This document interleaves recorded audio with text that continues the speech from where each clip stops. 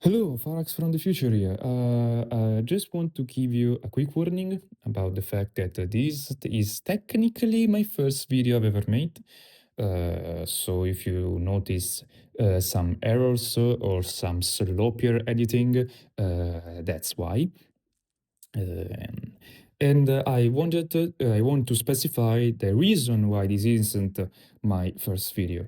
The reason is very simple. I just really like to talk positively about something, and this video is kind of negative. I still talk about something that I really enjoy and in general in a positive light, but this video is kind of on the negative side. So I didn't want it to be my first ever video on the channel. I didn't really like the idea of of a negative video being my first video. So with that said, I still hope that with all the mistakes and maybe all the errors that will probably be in this video, you still enjoy it. See you next time on the maybe a better video that it's better edited and better everything. Bye bye. I recently watched The Conjuring 1, 2, and The Nun. All of them have a single problem, which is nothing ever happens. Or better yet, nothing of weight never happens. For who did not saw these movies, The Conjuring is basically a story about a husband and a wife with supernatural powers going to a haunted house to get the demon out of those houses. In the first movie, basically nothing of actually happens. There's some scenes where stuff gets thrown everywhere and a girl is taken by the hair, but for the rest of the movie, the only thing that happens is the mother of the family who lives in the house gets possessed and almost kills the child. Of course, she waits to everyone to come back so she can be stopped. She gets stopped and everyone lives happily ever after. This doesn't count for the two exorcists who get damned by visions of the nun, and in the next movie they go into another house which is haunted, but this one is worse. I like this movie, which is better than the first one. There's some freaky shit going on and an interesting plot twist, which I might steal for a D&D campaign. But again, nothing happens. No one dies. There's barely a moment where you have a fear of someone dying. If it is, actually, there is one moment, but it's very short-lived. Yeah, watch it. You'll get what I say. The Nun was fun to watch, though. Reminds me of Resident Evil. Oh, and speaking of, I hate survival horror games, like as horror games. The reason of their intro is actually to explain to you how boring I am with media. And to show you how in my humble opinion, horror should not be made. I've played some horror games, and to be honest, I should play more, because they're fun to play. But some of them really don't scare me. I've seen many people being scared while playing Dead Space. But honestly, when you give me a dope-ass weapon with dope-ass armor, I just can't wait to see who's gonna be the next fucker to see my flaming dildo. Which fair flamings. Don't get me wrong, there are many points where the game actually genuinely scared me. For a little. They were merely jump scare and an immortal sack of flesh that you can slow really fast and it's really hard to follow a man who in full armor when it has basically a death laser and annihilates your legs. Also, I have a thing for fridges with sentience. The problem with this sort of games is that by nature, since your main objective is to survive fighting what is full of you, that very thing is not that scary.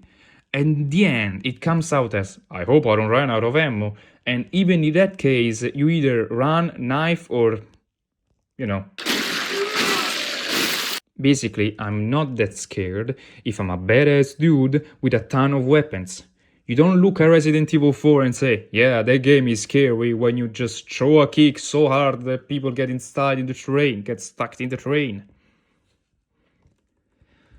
So, games where you really are the one in the shit are the most interesting to me. But first, let me make you an example. Little Nightmares is a game franchise where you are a little child in very scary places. In this game, you are small and everything can kill you very easily. In a world where you can change your situation, you will always be the weaker one. Everything you can do is being smarter, stealthier, or faster than your pursuer. You can't fight back. When you fight peers, you may have a chance, but you'll probably be in disadvantage, so you better act swift, or they can kill you too. And, in a world where that doesn't seem to follow the standard rules of reality, you shouldn't really trust your companions. And I still remember the first time I played the game, and every major encounter made me shiver me timbers.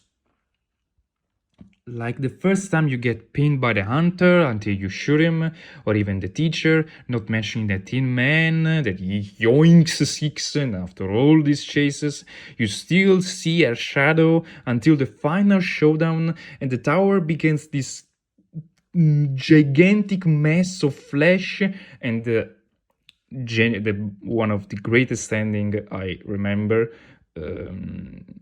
I felt really bad. Okay, I'm not gonna spoil it because you have to play it by yourself, but you really should do, especially because the game is not fully priced, so it's not premium price. It's not 70-80 euros or dollars. I don't know if you're from Freedom, I guess.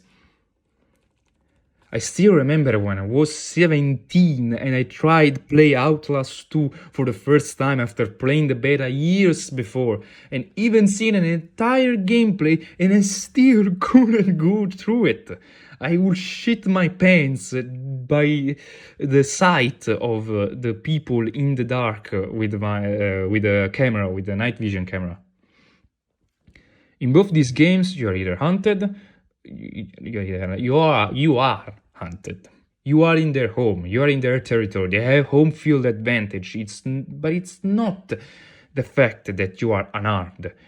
Because some of the creepiest games I've ever heard, unfortunately I have yet to play them, are Resident Evil 2, Resident Evil 3, and the infamous Alien Isolation game. In all these games, you can fight the enemies, but you're usually in a disadvantage. You are weaker than the main enemy, the BBG. Resident Evil 2, 3, Silent Hill, Alien Isolation, all these games have a threat and an enemy who is always above you. It can be fought, but it's usually not very helpful, or set up just script and just made an encounter just made to make you understand how powerful that enemy is. Also, it gave great, actually crispy memes. Corri, scappa, c'è il Nemesis! No, non si può entrare, serve la cazzo merda di gemma, corri! C'è il Nemesis! Killing our pursuer is an act of freedom that closes all knots in the plot. Is a mark that either is deeply psychological, a sign of badassery, or just doesn't happen because there are hundreds of thousands of them, or at least in the lore there are hundreds of thousands of them. I mean, you see more of them, and if one gave you that much problem, imagine 3 or 4 or 5 of them. Imagine an entire hive of them. There's a reason if Resident Evil 2 is so loved and the remake is classified generally as utter dog shit. The Nemesis, once a nemesis, a pursuer, and a threat, became a giant supply box that is opened with one grenade. And in a game where rapid decision making is everything, a Dark Souls dodge isn't that very intelligent of an idea as a game design perspective, because you can just run into any attack and negate all damage. There's a reason if Resident Evil 4 Remake didn't make the same mistake again and rework the entire parry/dodging system. Horror should make us feel uneasy, not only scared. And it's for this very reason why I get people love horror survivor games so much. I mean, I like Coffin of the Indian Lady, but sure you doesn't make you feel like you're being hunted or something, but sure as hell make you feel uneasy. This is the reason why I don't actually like action horror games as horror games. They don't make me feel uneasy. I feel getting better at killing things, which makes me stay in my comfort blanket of action games and shooty bang bang. If I want to play a horror game, I should fear horror. Just like the movies I've described at the start, there's no worry in being hurt when I have many options to not get hurt. What you need when you're building a horror game is a threat who's hard to kill or straight up unkillable, or something that makes you feel uneasy, or even a combination of both. And that's my opinion. You're entitled to one, and that's my rambling for today. Let me know what you think in the comments. Do you agree? Do you disagree? Do you think it just discovered hot water? Do you think that my idea is incredibly stupid? And you want to say that I'm the most dumb man on earth? Let me know in the comments. And I think that's it for me. Remember to ride safe and be awesome. See you next time.